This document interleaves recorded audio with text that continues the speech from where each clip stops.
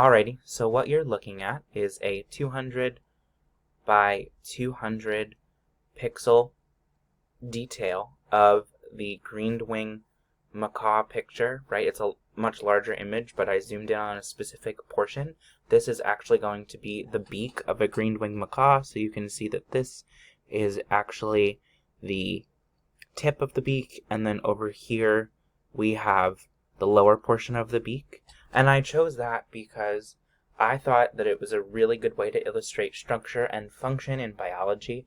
So according to the Smithsonian National Zoo's website, macaws ingest mineralized sand and clay, which helps neutralize the toxins in seeds and nuts that they eat, right? So not only does a macaw's beak need to be able to open seeds and nuts and go after their main diet, they also had to adapt to be able to process mineralized sand and clay, right? So they will be able to dig in the sand to eat and process minerals.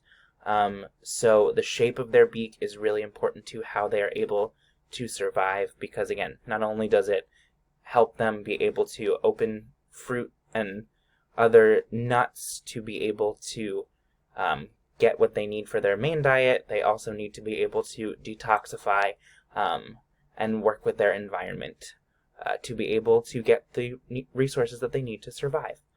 So I thought this was a very interesting detail of how the green-winged macaws survive in the Amazon rainforest.